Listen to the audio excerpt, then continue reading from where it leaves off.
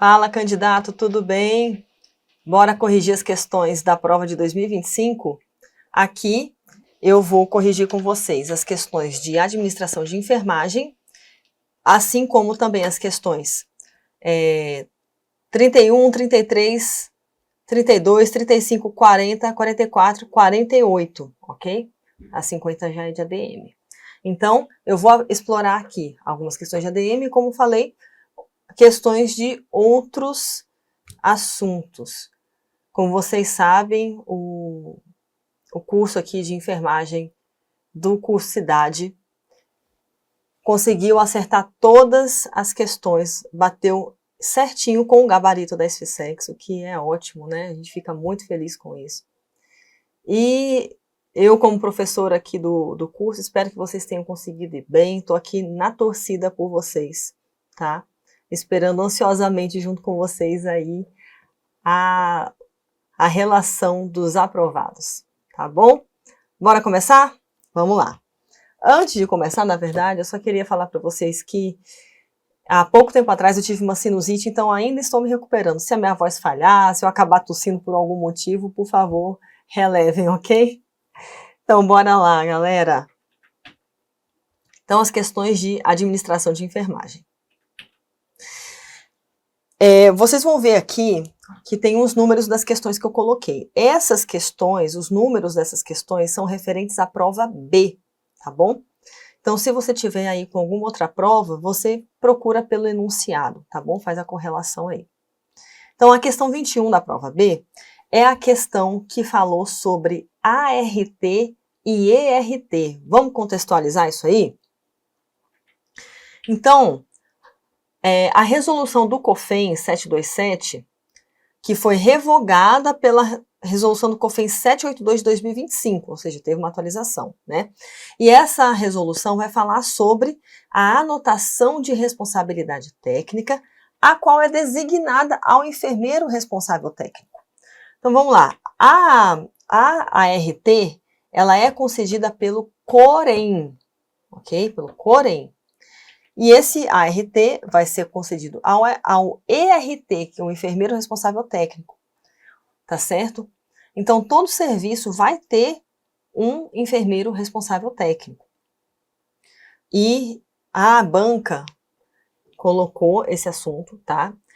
Essa bibliografia é uma bibliografia nova, ela não estava na bibliografia de 2024, ela estava na bibliografia de 2025, tá bom? E como a SFSEC sempre segue esse padrão, né? Quando é colocada uma bibliografia nova, vai cair em prova. Então, assim, é batata. É coisa nova, vai cair em prova.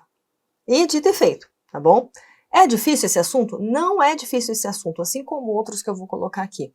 Só que eu achei que a banca colocou meio que em forma de pegadinha. Você tinha que saber uns termozinhos, né? Tem que estar sempre revisando, mas é um assunto fácil de você revisar, de você ficar memorizando, tá bom? Então, não deixem de dar atenção às resoluções do COFEN que estão na bibliografia, pelo amor de Deus, tá bom? Bora lá. Então, para ficar mais dinâmico, eu não vou ler absolutamente todas as linhas de todas as questões, tá? Eu vou ler aquilo que for necessário, tá bom? Então, eu vou dar uma resumida para ficar um negócio mais dinâmico, tá bom? Então, vamos lá. Essa questão 21 falou sobre esse ART e o ERT. Então, vamos lá. A letra A falou assim: o RT deverá requerer ao COREM o cancelamento temporário da ART, nos casos de afastamento por licença maternidade. Então, esse caso aqui, vocês têm que saber. Licença maternidade. Por quê? Porque isso se configura uma exceção segundo essa legislação. Porque para os casos de licença maternidade, a bibliografia diz que o ERT, o enfermeiro responsável, ele vai poder ser substituído pelo ERT interino. Ou seja, em caso de licença maternidade, não vai haver o cancelamento, vai haver a substituição, tá bom? Então, essa letra está incorreta.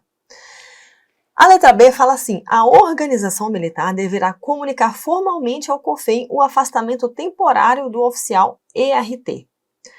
Essa questão também está errada. Por quê? Porque a bibliografia diz que quem deve comunicar ao COREM, tá, é o próprio ERT, é o próprio enfermeiro responsável técnico, não é a instituição onde ele trabalha. Então, olha só essa pegadinha, tá vendo? Então, ele fala aqui por um período de 30 dias, né? Então, realmente é isso. Olha, se o período de afastamento temporário for de 31 a 120 dias, a empresa deverá designar o interino, ok?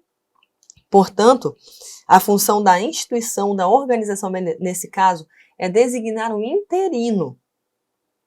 Beleza? Então, essa letra aqui é a letra correta. Por quê? É a letra que traz igualzinho o que está lá na resolução, que é uma das funções do enfermeiro responsável técnico referente à área de educação, tá? Estratégias educacionais. Então, da mesma forma que a questão colocou, tá lá na resolução.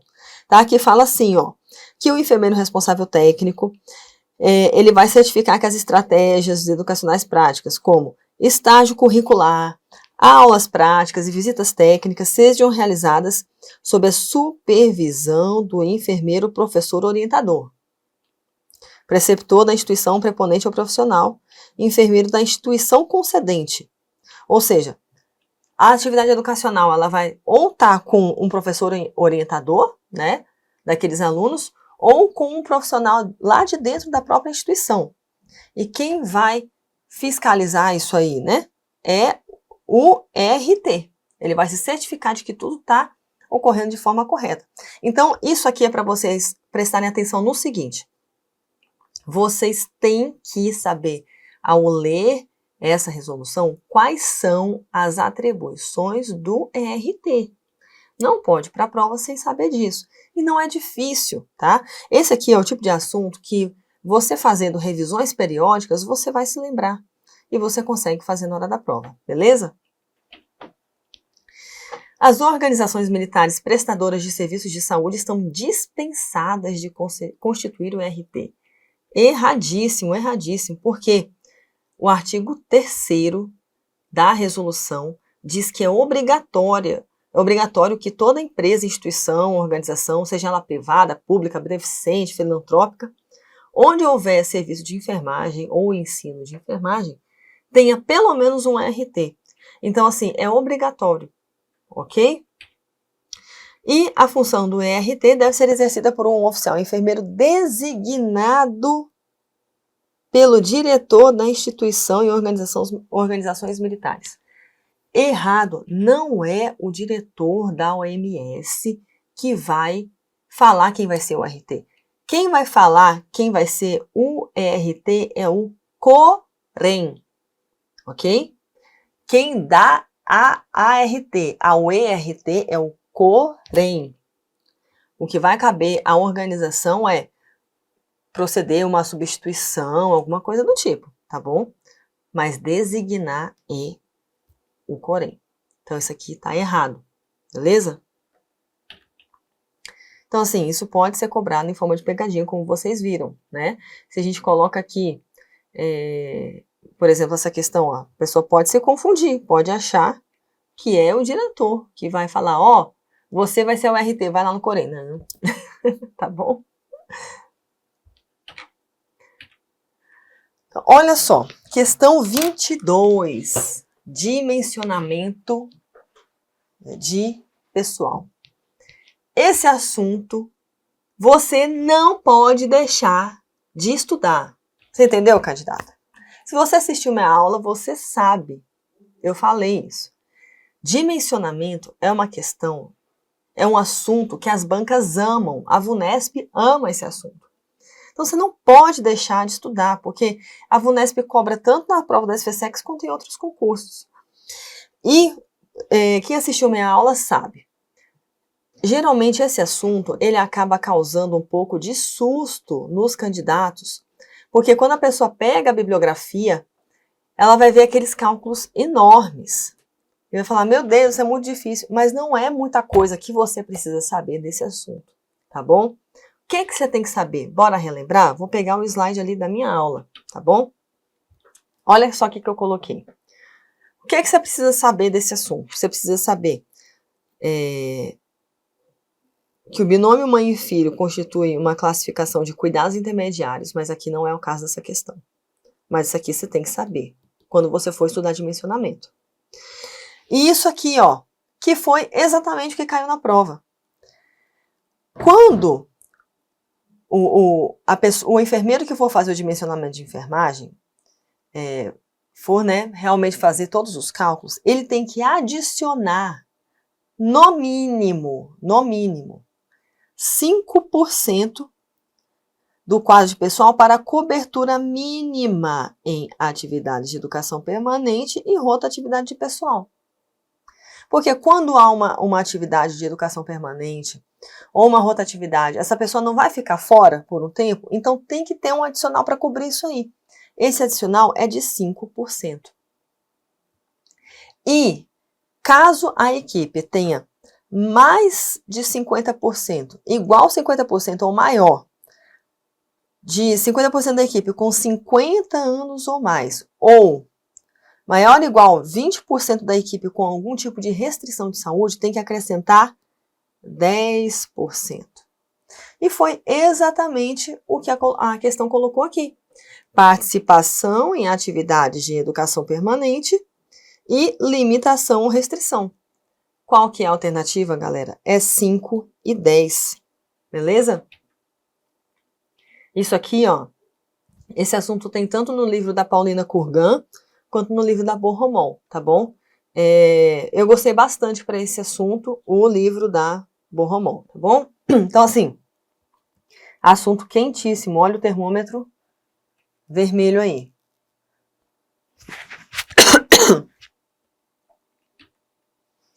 Muito bem aí, essa questão deu o que falar. Será que vai ter gente que vai entrar com recurso contra ela? Vamos ver, né? Será que a banca vai mudar o gabarito? Eu acredito que não. Porque essa questão de indicador de queda, a resposta está idêntica ao que está escrito no manual.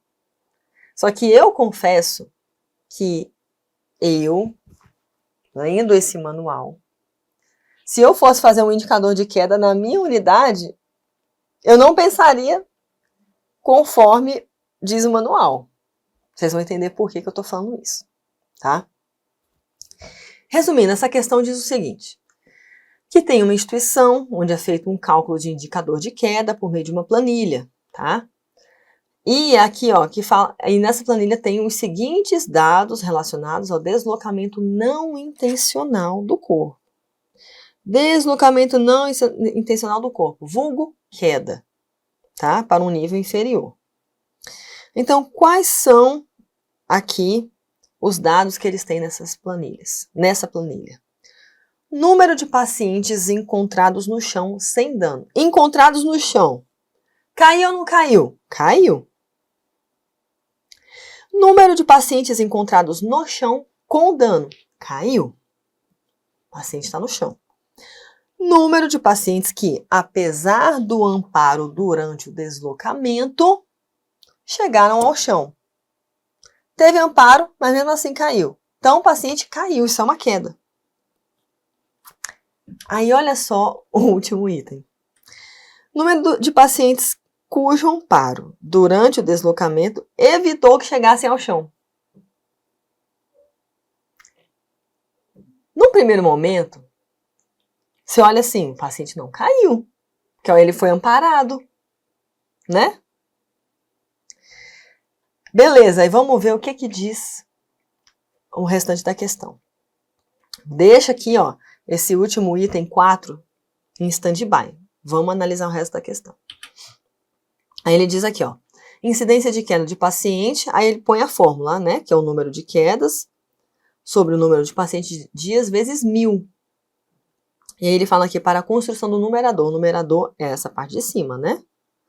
Então, numerador e denominador é a parte de baixo. Muito bem.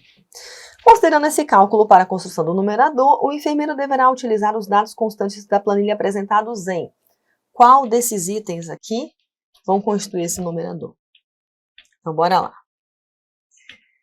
Minha gente, na bibliografia de 2024, existia um manual do NAGE, que é Núcleo de Apoio à Gestão Hospitalar, enfim.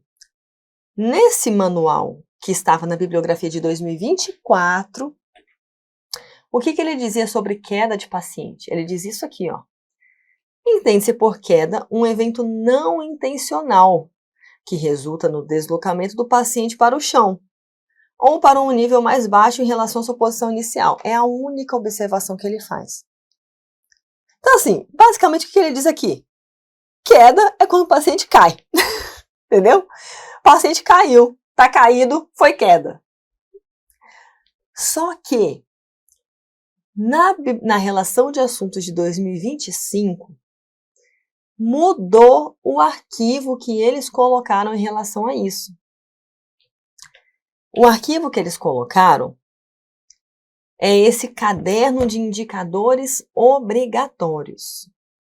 E nesse caderno de indicadores obrigatórios, eles mudaram a definição da queda.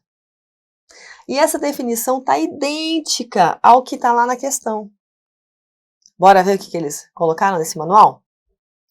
Considera-se queda quando o paciente é encontrado no chão ou quando, durante o deslocamento, necessita de amparo, ainda que não chegue ao chão. É aquilo que eu disse para vocês. Eu entendi o que ele está querendo dizer, porque assim, se o paciente não tivesse com amparo, ele ia cair. Só que, para mim, mas eu não sou ninguém. Quem manda no concurso é a banca. Entendeu? E para mim, indicador de queda é quem caiu, né? Um quase caído não foi queda, para mim. Então, para você, às vezes, olhando assim, pode ter a mesma lógica que eu. Então, o que você vai pensar? Para você não errar essa questão. Ah, o mais lógico é isso, mas a banca diz o contrário. Então, mesmo precisando de auxílio, esse caderno de indicadores obrigatórios considera a queda. Portanto, quando a gente vai fazer a questão, a resposta envolve todos os itens. Todos os itens. Por isso, o gabarito é a letra C. Beleza? Muito que bem. Prossigamos. Questão que abordou sobre teleenfermagem. É outro assunto novo que foi colocado na relação de assuntos de 2025. Não havia essa bibliografia em 2024. Assunto novo, caiu em prova. É outro assunto que é fácil de estudar, tá bom? E é tranquilo, é só você ir fazendo questões e fazendo revisões periódicas que você vai lembrar do que está escrito nessa resolução que fala de teleenfermagem. Então, não deixe de estudar isso aqui. Muito bom, vamos lá. Então, ele fala aqui quais são as resoluções do CONFEM que vão tratar sobre teleenfermagem, tá bom? E vamos falar aqui agora das alternativas direto. A menos que seja retirado o consentimento obtido por meio de assinatura de termo de consentimento livre e esclarecido para a realização de procedimentos em consulta presencial de enfermagem, estende-se às ações de enfermagem mediadas por tecnologia da informação e comunicação. Essa questão ela estaria certa se não fosse por um detalhe. Se você ler essas resoluções do CONFEM, é necessário, é imprescindível que para que haja uma consulta de enfermagem por tecnologia da informação, ou seja, teleenfermagem, é necessário um consentimento do paciente. Só que esse consentimento, ele não é apenas por assinatura de um consentimento livre e esclarecido. Esse consentimento ele pode ser verbal. Por mais que ele não tenha usado aqui nessa questão a palavra exclusivamente, mas ele está falando assim, ó, mas que o consentimento obtido por meio de Então, assim, pela forma como a banca redigiu esse item, a gente entende que esse item colocou que o TCLE, tem que ser assinado. E não necessariamente o TCLE deve ser assinado, deve ser algo por escrito. Ele pode ser também verbal. Então, essa questão ela ficou incompleta, entende? Ela não é a mais correta, não é mesmo, tá bom? Faltou, a redação dela precisou estar muito melhor para ela ser considerada correta, tá bom? Então, eu coloquei aqui para vocês o embasamento, tá bom? Nas medidas mediadas por TIC é imprescindível o consentimento do usuário envolvido ou não, tá bom? E aí ele coloca aqui, ó. Ressalta-se ao candidato que este consentimento não necessariamente deve ser apenas por meio do TCLE, podendo ser também verbal, conforme o artigo 5º da Resolução 696. Fechou? Muito bom. Aí aqui eu já vou pular para uma alternativa posterior, tá bom? Para vocês, porque assim vai ficar melhor a construção do raciocínio. Olha só. A prática da teleenfermagem compreende consulta de enfermagem, interconsulta, monitoramento, educação em saúde, acolhimento da demanda espontânea e consultoria. Essa é a questão correta. Essa é a questão correta. Então, tá aqui, ó, no artigo 2º. Quando vocês forem ler essa resolução da teleenfermagem, o que vocês têm que saber? Uma das coisas. Quais são os itens que compõem a teleenfermagem? Então, vocês não podem esquecer nenhuma dessas palavrinhas.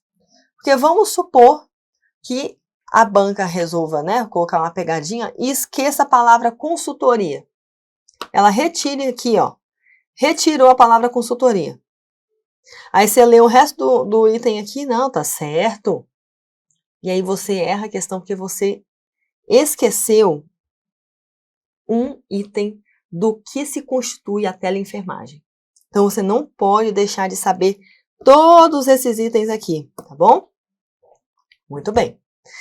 E, além disso, vocês têm que saber desses itens quem faz o quê. Porque existem ações da teleenfermagem que são privativas do enfermeiro. Entretanto, tem outras questões que não, outras ações da teleenfermagem que não são privativas do enfermeiro. E isso a banca pode cobrar como uma forma de pegadinha. Então, bora lá. Olha só. Em consulta de enfermagem mediada por TIC, é vedada a emissão de receitas e a solicitação de exames à distância, mesmo que estabelecidas em protocolo institucional. Errado, tá? Essa resolução, ela diz expressamente que, quando previsto em protocolo, diretrizes clínicas e terapêuticas, ou em outras normativas estabelecidas no âmbito do SUS, pode sim, o enfermeiro pode prescrever sim, na consulta de teleenfermagem. E olha só, a consulta de enfermagem deve ser precedida de pelo menos uma consulta de enfermagem presencial. Errado. Errado. O que a bibliografia diz, tá? Que eles trazem no seu texto que a necessidade e seu anexo não trazem a necessidade de consulta prévia. O que ele diz lá na bibliografia? Que durante a consulta de teleenfermagem, o enfermeiro ele deve estar sempre atento para perceber se vai haver a necessidade de avaliação desse paciente em forma presencial. Mas em nenhum momento a bibliografia diz que é obrigatório que seja feita uma consulta presencial anterior. Mas essa avaliação durante a consulta de teleenfermagem, ela deve ser constante. Beleza? E é aquilo que eu falei para vocês. No âmbito da equipe de enfermagem, a prática de enfermagem mediada por tecnologia da informação é atribuição privativa do enfermeiro. Tá errada. Por quê? Olha só, ele não falou a consulta de enfermagem. Ele falou a prática de enfermagem. Quais são essas práticas de enfermagem? É aquilo que a gente já falou lá, né? Aqui, ó, são todos esses itens aqui, ó. Consulta, interconsulta, monitoramento, bababá. Muito bem. Aí, olha só o que a bibliografia diz. Que consulta, interconsulta e consultoria é privativo do enfermeiro. Ok? Então, lembra do com. Consulta, a interconsulta e a consultoria, tá bom? Isso é privativo do enfermeiro. Agora, o resto... Opa! Agora, faltou aqui. O resto, aqui ó, já o monitoramento, educação em saúde, acolhimento da demanda espontânea, podem ser executadas por outros profissionais de enfermagem, respeitando suas competências legais. Então, tá bom? Tem que estar atento a isso aí. Então, as questões de administração de enfermagem, né, foram essas. Foram, ao todo, aí, 4 questões, tá bom? Agora, eu vou falar com vocês sobre questões de outras disciplinas, tá? Eu não dei essas matérias aqui no curso Cidade, mas eu vou colocar direitinho aqui para vocês quais são as questões corretas e as incorretas e por que elas estão corretas e incorretas baseadas na bibliografia, tá? Vou colocar aqui a foto do embasamento direitinho para vocês verem, beleza? Deixa a professora tomar uma água aqui rapidinho. Simbora. Essa questão aqui fala sobre um paciente que está em tratamento de câncer por radioterapia. E esse paciente apresentou um eritema. E aí ele fala aqui, ó. Considerando tratar-se de reação local à radioterapia, entre outros, o enfermeiro deve orientar a paciente a lavar a pele do campo de tratamento apenas com água fria e sabonete glicerinado. Olha só, o livro do Bonassa, que é um livro que trata sobre oncologia. Aqui, ó, tirei o print e coloquei aqui para vocês. Esse aqui é o print que está lá na página 405. O que ele diz? Ele diz que recomenda-se a lavagem cuidadosa com água morna e sabonete neutro. Tá bom? O sabonete glicerinado, em sua maioria, né, perdoem-me se eu estiver equivocada, mas a grande maioria deles tem um pH neutro. Mas na questão ele disse água fria e a bibliografia diz água morna. Então, por isso ela está incorreta. Porque a gente tem que seguir exatamente o que está na bibliografia. Muito bom. Aplicar creme depilatório no campo de tratamento uma vez por semana para manter a área sem pelos. Erradíssimo, erradíssimo. Cremes depilatórios são totalmente contraindicados, eles irritam muito a pele. Aí você já pega uma pele que está com eritema, que está sensível devido à radioterapia, você vai lá e põe um creme depilatório. O que é recomendado nesses casos? É recomendada uma tricotomia com um barbeador elétrico, tá bom?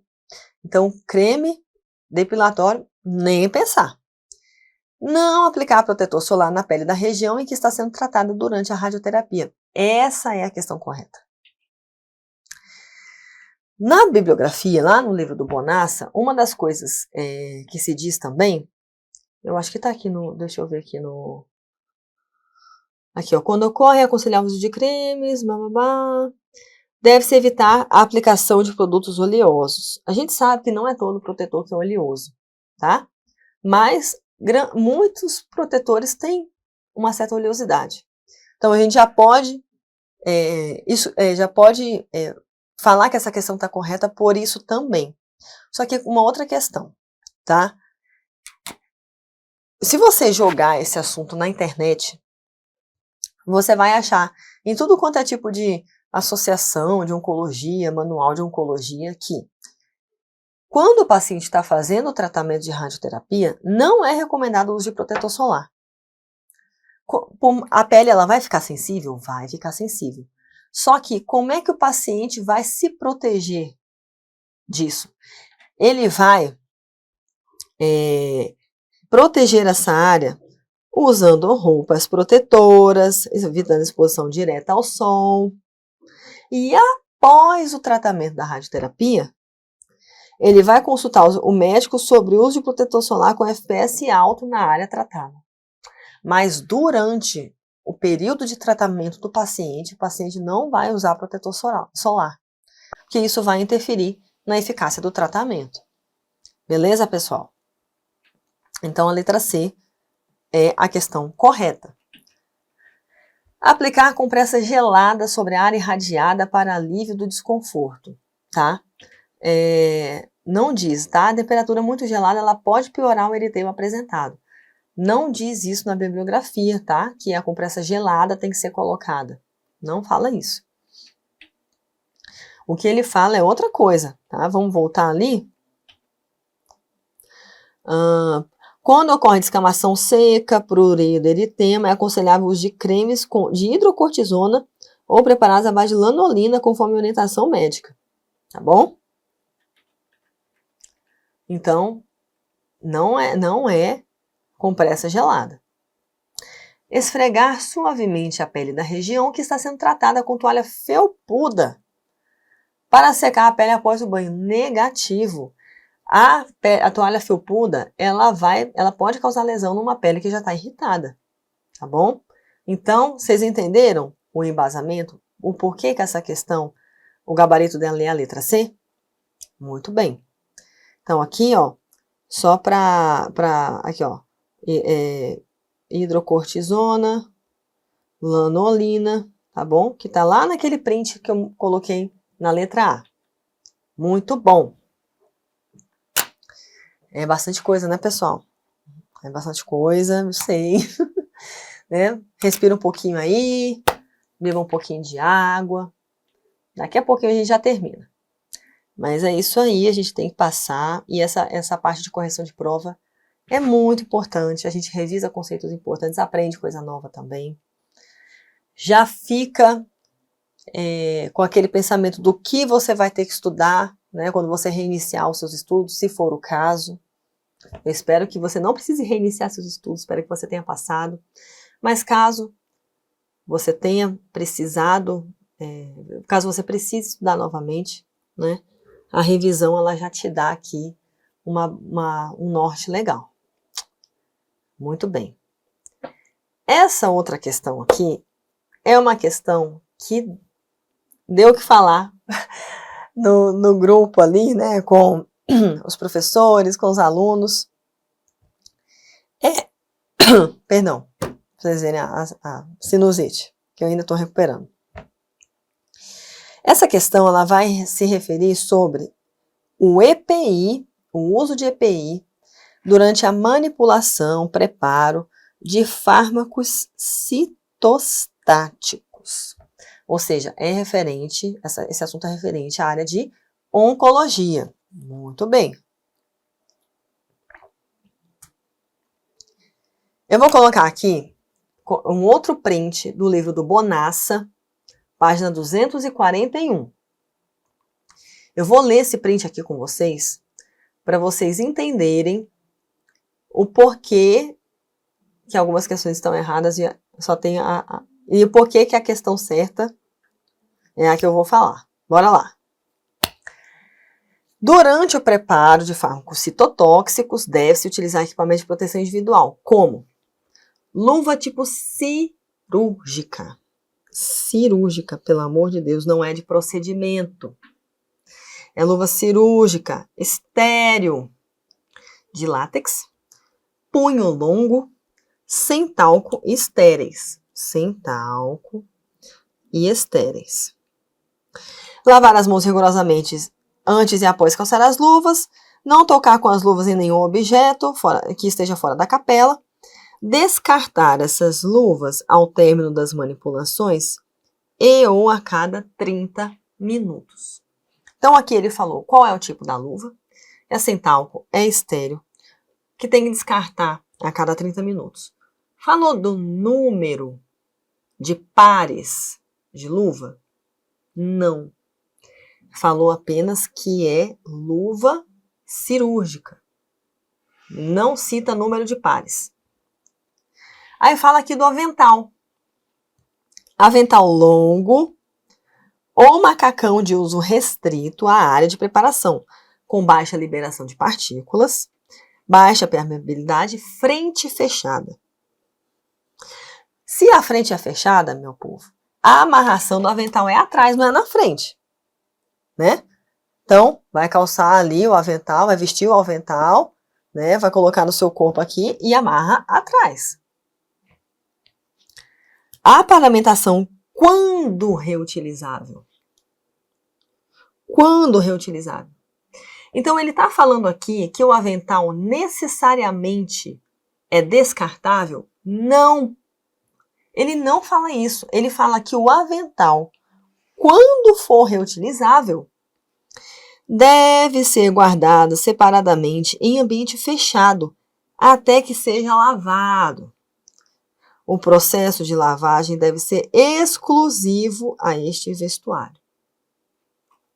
Vamos prosseguir. O uso de óculos e respiradores não são exigidos legalmente, entretanto, são importantes na ocorrência de acidentes fora da cabine.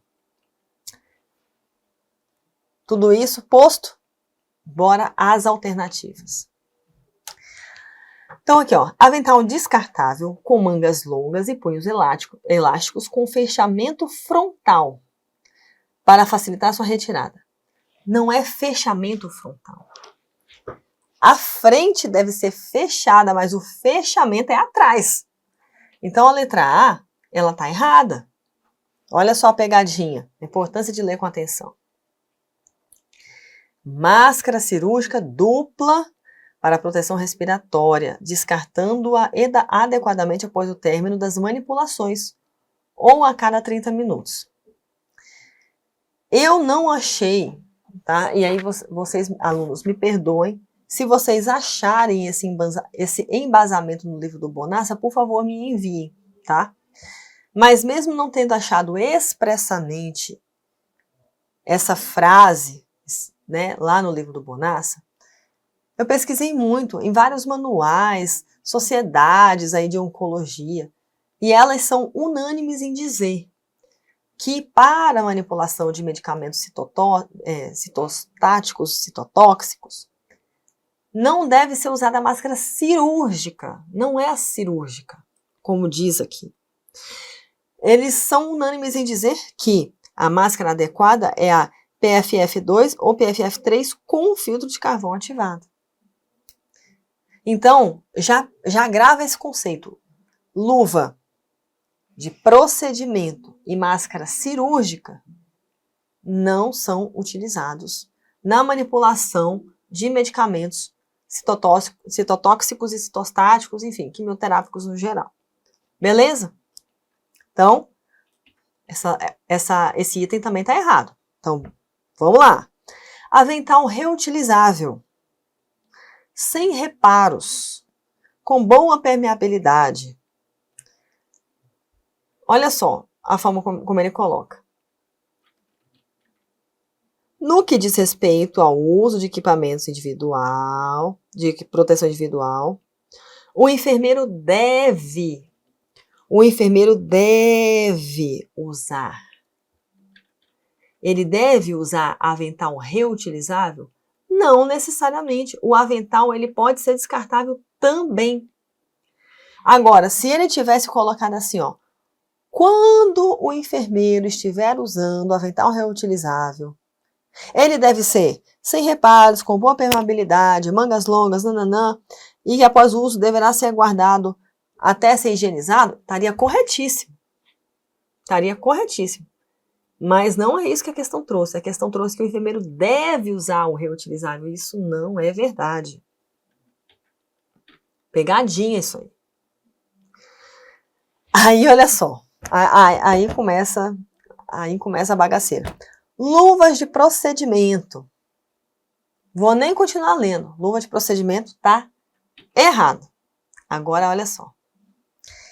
2 pares de luvas cirúrgicas, 2 pares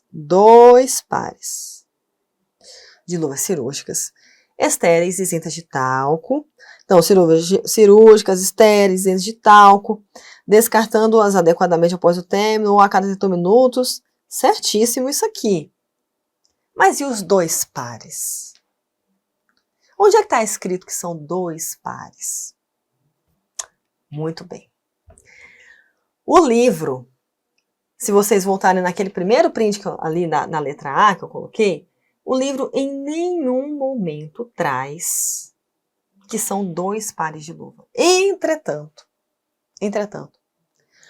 apesar do Bonassa não escrever 2 pares, ele cita a RDC 220 da Anvisa, que ela fala das normas de segurança referentes a serviços de quimioterapia, no geral. Quimio, rádio, né? Essa parte oncológica. Ele fala que tem que ser seguidas as recomendações dessa RDC.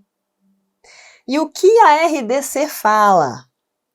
Durante o processo, no item 5.3.5, durante o processo de manipulação, devem ser usados 2 pares de luva estéreis, trocados a cada hora ou sempre que a sua integridade estiver comprometida. Essa questão, vocês acham que cabe recurso? Olha, eu acho que se algum aluno entrar, talvez consiga derrubar essa questão, tá? Porque ele cita a RDC, o livro do Bonassa cita a RDC, mas esse dado específico dos 2 pares não está escrito assim expressamente. Porque para ter essa informação, teve que se consultar a RDC, que não está na bibliografia direta, expressamente ali na bibliografia. Então eu acho que ela pode caber recurso sim, tá? Se a banca, na minha opinião, mas quem sou eu? Ninguém. Eu acho que se a banca quisesse aprofundar nessa questão da RDC, ela tinha que estar contemplada na relação de assuntos, tá? E olha só que interessante, ó, olha só uma divergência que tem aqui. Que esses pares de luvas têm que ser trocados a cada hora, ou sempre que a sua integridade estiver comprometida. O que o Bonassa diz? Descartando-as adequadamente após o término das manipulações ou a cada 30 minutos. Então, tem uma divergência também do tempo, do que o Bonassa colocou, expressamente escrito, tá? E o que a RDC traz. Até o período de troca. Então, eu acho que cabe um recurso, tá? Eu acho que dá para derrubar essa questão, minha opinião. Mas vocês entenderam por que o gabarito da questão é essa?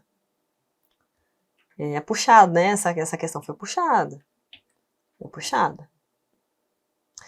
Tudo bem, pessoal? Essa questão aqui, ela traz uma nota técnica da Anvisa, que é a número 04 de 2022, que vai falar sobre práticas seguras para a prevenção de incidentes envolvendo catéter intravenoso periférico. Tá? Essa questão, ela é bem simples, tá? Porque a gente consegue extrair exatamente da bibliografia a resposta, tá bom? E o que a bibliografia diz? Que o catéter intravenoso, ele não deve ser trocado em período inferior a 96 horas, tá? A decisão de estender a frequência de troca para prazos superiores ou quando clinicamente indicado dependerá da avaliação rotineira, sítio de inserção, integridade da pele do vaso, duração e tipo de terapia prescrita, Ou seja, tem uma série de fatores que vão contribuir, né? Mas a recomendação é que o catéter não seja trocado em um período inferior a 96 horas. Tá bom? O que tem que chamar a atenção do candidato nisso aqui? O que a banca abordou? Período de troca. Então, tem um manual que é relacionado a infecções e tal. Se esse manual, eu tenho quase certeza que esse manual traz também períodos de trocas de outros dispositivos, tá? Eu não dei aula dessa disciplina, então eu acho interessante que o candidato ele fique muito atento a essa parte de períodos de trocas de dispositivos, porque essa nota técnica aqui, ela fala exclusivamente de catéter de inserção, catéter venoso, né? Inserção periférica.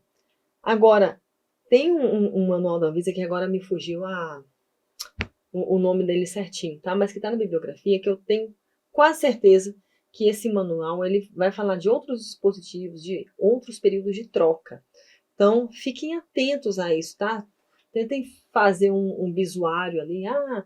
O catéter venoso, implantado perifericamente, né, não trocar antes de 96. A sonda vesical de demora, a sonda nasointeral, sabe?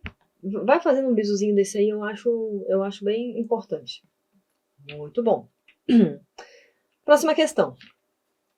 Essa questão aqui, ela vai falar sobre a síndrome do desconforto respiratório agudo, tá? E da posição de prona.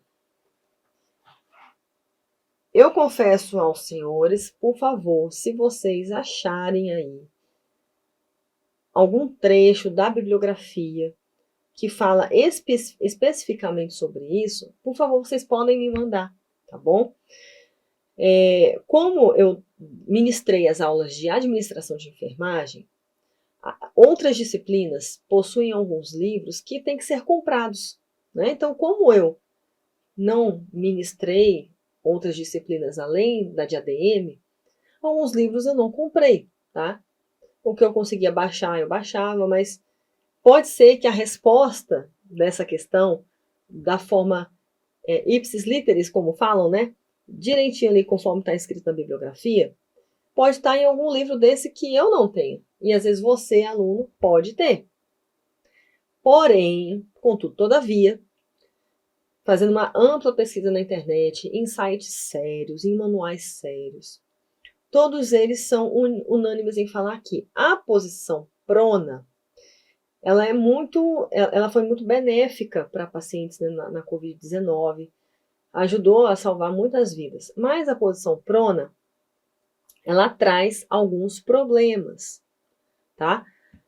Por isso que essa posição, o paciente tem que ser realmente virado a cada 2 horas, mudar a posição da cabeça. E quais são as intercorrências que podem acontecer, né? Se o paciente não tiver essa mudança da posição da cabeça. Então, edema facial, lesão do nervo periférico, cegueira pela pressão sobre os olhos, tudo isso que esse item da questão abordou é o que a posição prona pode causar ao paciente se ele não for manuseado, né? Se não for cuidado de forma adequada. Então, a questão correta, o item correto dessa questão que envolve a posição prona é isso aqui, porque são realmente todas essas questões que podem acontecer com o paciente se ele não for manejado adequadamente. Beleza? Mas se vocês, por favor, se vocês tiverem ali o livro, a bibliografia que cita exatamente, puderem me mandar, tá bom? Ao desenvolver grupos de educação e saúde com mulheres no climatério ou menopausa, a discussão sobre a terapia hormonal desperta grande interesse. E aí, ele cita aqui uma diretriz brasileira sobre saúde cardiovascular no climatério e menopausa. Eu considero esse manual aqui muito importante, tá? A VUNESP gosta de assuntos relacionados à saúde da mulher. Sempre cai alguma coisa. E essa parte de terapia hormonal, ela está muito em voga. Muito em voga. Eu acho muito importante que vocês leiam com atenção essa diretriz. Beleza? Então, com base, né, fundamentado nessa diretriz, o enfermeiro deve esclarecer, né, a paciente que a história de antecedentes de doença coronária em parentes do sexo feminino de primeiro grau constitui contraindicação para o uso da terapia hormonal. Ela está incorreta. Por que essa alternativa está incorreta? Porque a contraindicação para o uso de terapia hormonal, segundo a diretriz, é um antecedente pessoal de doença coronariana. Não é do parente de primeiro grau. Então, incorreto. O uso da terapia hormonal não pode ultrapassar 10 anos, mesmo na ausência de mudanças de riscos. Isso aqui também está errado. Por quê? Olha só esse trecho que eu tirei dessa diretriz. Em relação à duração da terapia hormonal, nenhuma das mais importantes diretrizes sobre o tema estabelece uma duração máxima mandatória ou idade na qual o THM deve ser interrompida. Então, errado, tá bom? O risco de câncer de mama associado à terapia hormonal é baixo. Isso aqui está correto. É exatamente isso que o manual diz, tá? Olha o trecho da diretriz. O risco de câncer de mama associado a THM é baixo, com menos de um caso adicional por 1.000 mulheres por ano de uso. Então, tá corretíssima essa aqui, tá? A THM deve ser iniciada até 2 anos antes do início da menopausa ou antes dos 65 anos.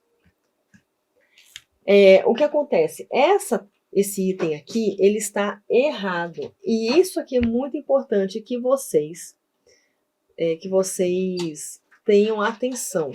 Porque eu acho que esse é um item que a banca pode cobrar mais vezes, tá bom? Para vocês. Porque pode induzir ao erro. Qual é esse prazo que vocês têm que seguir? Vocês têm que saber. Que a terapia hormonal ela deve ser iniciada numa janela de oportunidade, que é nos primeiros 10 anos após. Então, aqui, tem a menopausa. Menopausa. Tá? Então, aqui, 10 anos após, até 10 anos após, os primeiros 10 anos após o início da menopausa, e ou antes dos 60 anos de idade. Tá bom? Então, esse é o marco. Menopausa e 60 anos. Esses são os marcos. Então, ele tem que estar nesse período aqui, menopausa, até 10 anos após e antes dos 60 anos. E o que é que a questão diz? A questão diz até 2 anos antes do início. Tá errado. Então, esse prazo aqui, pessoal, vocês têm que saber, tá bom? Essa é a janela de oportunidade da terapia hormonal. O uso da terapia hormonal após os 60 anos de idade ou mais de 10 anos após a menopausa não está associado ao aumento de risco de hipertensão, tromboembolismo venoso e doença arterial coronariana. Isso está errado. Por quê? Porque a diretriz diz que quando a mulher tem 60 anos e essa terapia hormonal é feita depois dos 60 anos, tá? Efeitos nulos ou prejudiciais podem ocorrer. Olha só. Os efeitos benéficos dos resultados de DCV e mortalidade por todas as causas podem ocorrer quando a THM é iniciada em mulheres menores de 60 anos de idade ou mais de 10 anos desde a menopausa. Porém, podem ocorrer efeitos nulos ou prejudiciais quando a THM é iniciada em idades mais avançadas ou após o maior tempo desde a menopausa. Lembra que essa última questão trouxe que a gente viu que a janela de oportunidade é antes dos 60 anos de idade. Se essa mulher passa dos 60 anos de idade, após os 60 anos de idade, a diretriz diz que podem ocorrer efeitos nulos ou prejudiciais. Então, a letra E está incorreta. Muito bem. Próxima questão agora é sobre dengue. Dengue tem 2 manuais, sobre a dengue tem 2 manuais na relação de assuntos. Então é um assunto também que o candidato não pode menosprezar. Dengue tem que ser estudado com muita seriedade, tá bom? Então ele fala aqui, considerando manifestações clínicas, a classificação de indivíduos com suspeita da doença, seu tratamento inicial e as atribuições do enfermeiro para o enfrentamento da dengue em situação de emergência. Tá? E ele diz aqui, a letra A é sobre quais são as manifestações clínicas iniciais, tá bom? O enunciado diz, febre alta, maior que 38,5, com duração de 2 a 3 dias, surgimento de exantema do 2º ao 5º dia, artralgia e edema articular intensos e conjuntivite. Bom, eu vou trazer aqui o trecho do manual. Esse aqui foi tirado daquele manual de dengue e gestantes, tá bom? O que ele diz aqui, ó?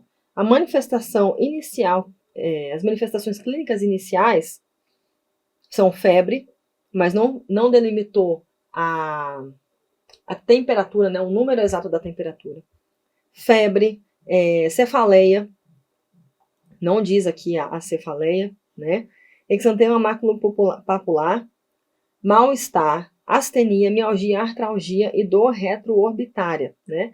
E uma coisa assim que é muito, muito interessante a gente plotar aqui no item, ele coloca conjuntivite. Conjuntivite não, tá? Essa não é uma manifestação clínica típica da dengue. A gente tem uma dor retroorbitária, mas conjuntivite não. Então daí a gente, enfim, dá para ver a diferença entre o que está proposto no item e a bibliografia, né? Então, incorreto.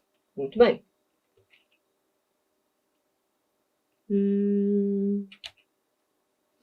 Aí aqui, ó. Isso é importante vocês saberem, tá? Porque é também relacionado a prazos. Gestantes ou puérperas até o 14º dia pós-parto, que apresentem manifestações clínicas sugestivas ou diagnóstico de dengue, devem ser classificadas no grupo B, mesmo que não apresentem qualquer sinal de alarme ou gravidade. Essa questão, pessoal, ela está correta. Por quê? Extraindo do manual, é exatamente isso que é dito lá. Que nesse prazo aqui, ó, até o 14º dia pós-parto, que apresentem manifestações clínicas sugestivas, tá? E não apresentem nenhum sinal de alarme ou gravidade, elas pertencem ao grupo B. Pertencem ao grupo B. Então, na questão de dengue, é muito importante você saber a questão dos grupos. Em qual grupo o paciente está enquadrado. Porque é com base nesse grupo que vai se conseguir saber qual vai ser o tratamento para aquele paciente. Ok? Aí, olha só. Letra C, tá? Dessa questão. Para pacientes adultos, então a gente não está falando de gestante especificamente, a gente está falando de pacientes adultos. Com ou sem comorbidades, classificados no grupo C. Grupo C. O enfermeiro deve prescrever hidratação venosa com soro fisiológico 0,9%, considerando que na primeira e na segunda hora deverá ser administrado o volume correspondente a 10 ml de quilo, 10 ml por quilo de peso. Olha só, essa questão aqui é outra. Esse item eu achei ele difícil. Difícil. Por quê? O que eu vou falar? Por que eu vou trazer essa situação desse item ter sido muito difícil? Olha o que é que está naquele manual que fala de dengue e gestantes. Essa figura aqui eu printei do manual. Aí tá aqui, ó, grupo A. Não gestantes. Não gestantes. Sem sinal de alarme. Não fala de comorbidade, ele fala de alarme. Porque o item, ele diz aqui, ó, com ou sem comorbidades. A figura aqui, ele não está falando de comorbidade, está falando de sinal de alarme. Tá. Ó, Gestantes estão entre as condições clínicas especiais e seu risco inerente as coloca diretamente no grupo B, conforme a gente viu na outra questão, que inclusive é o gabarito. Não gestantes são manejadas conforme as recomendações do Manual de Dengue em Adultos e Crianças. E aí, o manual da gestante, que tem esse trecho aqui, ó. Esse trechinho que tá aqui. Embaixo desse trecho tem essa figura. Tá. Aí, olha só. Grupo C, né? Tá falando aqui, ó. Grupo C. Paciente grupo C. Exames complementares. Conduta. Iniciar a reposição volêmica imediata, 10 ml por quilo de soro fisiológico na primeira hora. Independente do nível de complexidade, mesmo na ausência de exames complementares. Reavalia após 1 hora, tá? E aí, após 1 hora, reavaliar, manter a hidratação a 10 ml por quilo por hora, com o soro na segunda hora. Aí você fala, uai, Camila, será que tá certo isso aqui então? Mas vai escutando. Ele falou aqui, ó, que essa figura foi adaptada do Manual Dengue, Diagnóstico e Manejo Clínico Adulto e Criança. O Manual de Gestantes diz que essa figura que está no Manual de Gestantes foi adaptada do Manual Dengue, Diagnóstico e Manejo Clínico Adulto e Criança. Só que olha só o que é que está escrito no manual, nesse manual aqui, ó, Manejo Clínico Adulto e Criança. Eu tirei o print, tá aqui, ó, pra vocês não falarem que eu tô mentindo. Pacientes de grupo C, é o que ele pediu no enunciado da questão. Acompanhamento, leito de internação por um período mínimo de 48 horas e a reposição volêmica. Hidratação intravenosa imediata, 20 ml por quilo e por hora em 2 horas. Com soro fisiológico ou ringer lactato. Como é que, lá no manual de gestantes, fala que aquela figura foi adaptada desse manual aqui, só que esse manual aqui traz informações divergentes do que estão lá. Olha só que coisa. Tá falando aqui que é 20 ml por quilo por hora. Tá printado aqui, ó. Vocês podem pegar a bibliografia. Digita, procura esse manual. Procura esse manual. E pega esse item aqui que eu coloquei. Igualzinho, vocês vão ver, tá lá. Então, não tá, as informações não batem. Você concorda comigo que as informações não batem? Não estão batendo. E outra. Esse pessoal, essa figura que tá aqui, ele coloca aqui, ó. Hidratação venosa para pacientes dos grupos C e D. E tá diferente. Tá diferente do próprio manual que ele utilizou como base para fazer essa figura. Como pode? Então, assim, para mim, tá errado. E talvez essa questão, ela caiba recurso. Porque entra na mesma problemática daquela outra questão, que citou uma RDC da Anvisa que não estava na bibliografia. Aí lá nessa RDC, fala uma informação extra do que estava no manual e ainda traz uma informação divergente do que estava no manual com relação ao período de troca da luva. Aqui é a mesma coisa. Ele cita um outro manual, que é o Manual de Dengue em Adultos e Crianças. E lá nesse Manual de Dengue em Adultos e Crianças, é dito que a hidratação é a 20 ml por quilo por hora. Eu não estou me recordando, eu posso estar errada. Mas eu acredito que esse Manual de Dengue em Adultos e Crianças, ele não esteja na bibliografia.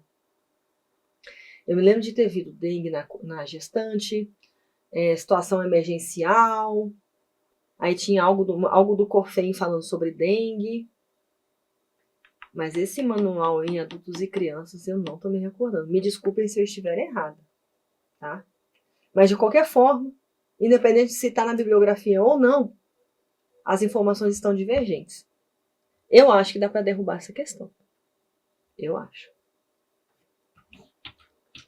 Muito que bem, para vocês verem a confusão. Será que cabe recurso? A letra D da questão 44, ainda falando sobre gestante e dengue, traz o seguinte, que indivíduos adultos com sintomas sugestivos de dengue, sem sinais de alarme, que apresentem petequias, devem ser, sangramento espontâneo ou prova do laço, devem ser classificados como grupo C. O que o manual da gestante diz? Ele coloca o seguinte, que um caso suspeito de dengue é quando se tem febre, náuseas, vômitos, mialgia, dor retroorbitária e petequias, prova do laço positivo e leucopenia. É um caso suspeito. Após essa suspeita, o que é que tem que ser feito? Avaliar sinal de alarme e gravidade. O paciente possui sinal de alarme e gravidade? Não possui. Beleza. O paciente não possui sinal de alarme e gravidade. Esse paciente que não possui sinal de alarme e gravidade, ele apresenta sangramento espontâneo de pele ou induzido pela prova do laço? Condição clínica, social ou comorbidades? Apresenta, porque é isso que ele está falando aqui, ó. Paciente que apresenta petequias. Se o paciente apresenta, qual que é o fluxo? Grupo B, não é grupo C, como diz no enunciado da questão. Tá bom? Grupo C é quando o paciente possui algum sinal de alarme ou gravidade. Então, entendam o fluxo. Existe uma suspeita de dengue. Tem sinal de alarme ou gravidade? É grupo A ou B. Perdão, não tem sinal de alarme ou gravidade? É grupo A ou B. Tem sinal de alarme ou gravidade? É grupo C e D. Ok? Então, a gente já conseguiria matar a questão pelo próprio enunciado, que fala aqui, ó. Indivíduos adultos com sintomas sugestivos sem sinais de alarme. Grupo C. Já dava para matar daí. Entendeu? Porque grupo A e B é sem sinais de alarme.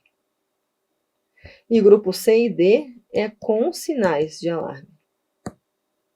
Entendeu? Muito que bem. Então, guardem isso aí. Lembrem do que eu falei. Saber dos grupos e quais são as condutas que são feitas nesses grupos é fundamental.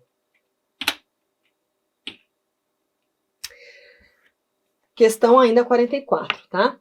Os sinais de alarme da dengue são caracterizados principalmente por irritabilidade, pulso rápido e fraco, enchimento capilar lento, hipotensão arterial, pressão arterial convergente.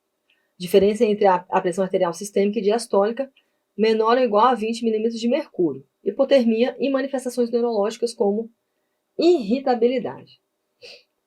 Essa questão está incorreta.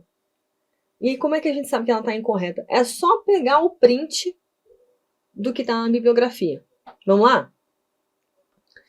Sinais de alarme da dengue. Dor abdominal intensa e contínua. Fala aqui sobre dor abdominal intensa e contínua?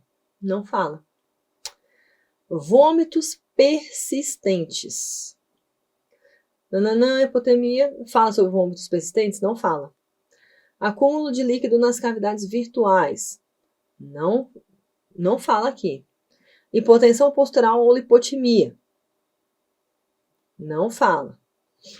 Hepatomegalia. Não fala. Sangramento de mucosa. Não fala. Sinais de acometimento do sistema nervoso central. Letargia, irritabilidade. Isso aí sim. Fala sobre a irritabilidade e tal. E aumento do hematócrito. Então entendam que o que está escrito aqui não está batendo com o que está escrito aqui. Então, sinais de alarme de dengue é outra questão que vocês têm que saber. Quais são os sinais? tá bom? Aí agora a gente vai falar sobre uma questão também de oncologia associada à vacinação. Essa foi a questão 48 na prova B. Tá? Aí você avalia onde é que está a sua. Mas fala assim, que tem um tenente, enfermeiro, até achei engraçado, tenente CFO. Seria QCO, né? O primeiro tenente, QCO, enfermeiro, atua no ambulatório de oncologia, tá? E aí, ele fala, o enunciado fala que ele vai proferir algumas instruções a respeito da imunização. E aí a questão cita esse manual dos Centros de Referência para Imunobiológicos Especiais 2023. Muito bem. Então, é esse manual que você tem que ler. E aí, eu já vou pular direto para o final, para a gente não perder tempo na questão. Qual que é o gabarito dessa questão? A questão é a letra E. Por quê? Eu tirei aqui, ó, o print, eu transcrevi aqui direitinho o que está escrito no manual. Porque o que diz a letra E, que é a correta? O esquema vacinal do paciente, caso necessário e possível, deverá ser atualizado com antígenos não vivos, até 14 dias. E antes do início da quimioterapia. E com antígenos vivos, pelo menos 4 semanas antes da imunossupressão. É exatamente isso que diz o manual. Na situação de imunodepressão programada, como a quimioterapia, uso de drogas modificadoras da resposta imune, que no caso aqui são as vacinas, a imunização com antígenos não vivos deve ser realizada pelo menos com 2 semanas antes do início, 2 semanas e 14 dias. Em relação aos antígenos vivos, pelo menos 4 semanas antes da imunossupressão. Corretíssimo. Corretíssimo. Tá? Então, gabarito letra E. Então, pessoal, foi isso. Eu queria depois que vocês comentassem o que vocês acharam da prova, se vocês acharam mais fácil ou mais difícil do que em relação à prova de 2024. Até que eu não achei a prova difícil, mas pelo menos dessas questões que eu resolvi, eu achei que tinha umas pegadinhas, sabe? Mas é aquela coisa, é concurso, né? Concurso não tem como. Ele vai suprimir uma palavrinha, vai trocar um termo, e aí o aluno, às vezes, no nervosismo, acaba não vendo, né? Mas é isso. Mas os assuntos que estão aqui, que estão nas resoluções, que estão nos manuais, né, no material de ADM, não são assuntos difíceis, como eu falei. São assuntos que vão exigir a leitura. Não menosprezem o que foi falado aqui. Então, vocês viram, ó, caíram 2 questões de oncologia. Caiu questão de dengue. As resoluções novas que foram colocadas caíram todas. Então, leiam esses conteúdos, né? Se você for reiniciar os seus estudos, leiam esses conteúdos e continuamente, periodicamente, faça uma revisão para o seu cérebro não esquecer desses detalhezinhos que são importantes, que não são difíceis, porém são importantes na hora da prova, tá bom? Eu espero de coração que você tenha passado na prova, espero receber em breve a notícia da sua aprovação, tá? Estou aqui na torcida, assim, como as outras professoras, eu tenho certeza, na aprovação dos nossos alunos. Um grande abraço e até a próxima!